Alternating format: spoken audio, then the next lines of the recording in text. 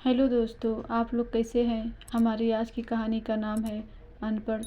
बबन जानता था कि उसकी माँ अनपढ़ अंगूठा छाप है।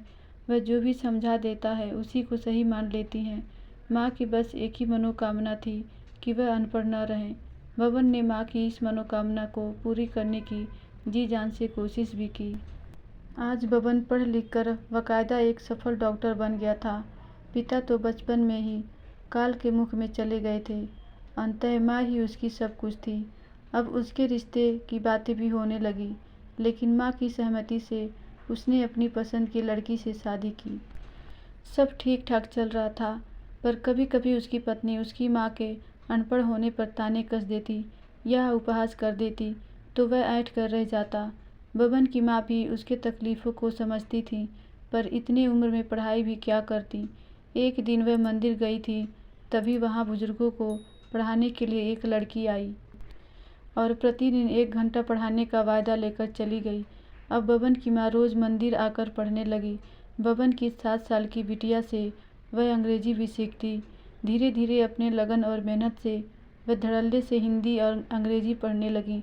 जो समझ में नहीं आता उसे अपनी पोती से समझ लेती। एक दिन उसकी बहू ने एक कागज़ लाकर उसके सामने रखा और अंगूठा लगाने को कहा। उसने पूछा, ये क्या है बहू। बहू ने कहा, कुछ नहीं माँ जी, आपके बेटे एक क्लिनिक आपके नाम पर करना चाहते हैं, उसी का पेपर है। आप पढ़ी लिखी होती तो खुद समझती। बबन किसी काम से बाहर गया था। उसे मंदिर में पढ़ाने वाली बिटिया की बात याद आ गई कि किसी को भी किसी कागज़ पर बिना पढ़े न हस्ताक्षर करना चाहिए और न ही अंगूठा लगाना चाहिए। बबन की माँ ने बहू से कहा, बहू यहीं रख दो, नहा धोकर पूजा करने के बाद अंगूठा लगा दूंगी। बहू जब चली गई तो बबन की माँ ने कागज़ को पढ़ा और बहू की चालाकी से दंग रह गई। उसमें लिखा था, मैं बबन की माँ अपनी मर्जी से इस घर को बहू के नाम कर रही हूँ। आज के बाद इस घर पर मेरा कोई अधिकार नहीं होगा और मैं स्वेच्छा से वृद्धाश्रम चली जाऊंगी। बबन की माँ ने देखा कि बबन घर आ गया है तो उसने बहू बेटे को बुलाया और बबन को दूसरे घर की सलाह दी, जहाँ वह अपनी पत्नी बेटी के साथ रह सके। बबन कुछ समझ नहीं पा रहा था कि माँ ऐसा क्यों कह रही है। तभी माँ ने बबन की ओर कागज़ बढ़ा दिया। अब बबन को समझ में सारी बात आ गई।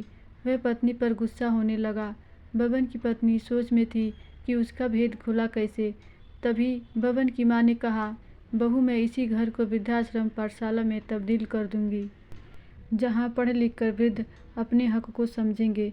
तुम लोग अपना ठिकाना कहीं और बना लो। धन्यवाद दोस्तों। आशा करती हूँ ये छोटी सी कहानी आपको ज़रूर अच्छी लगी होगी।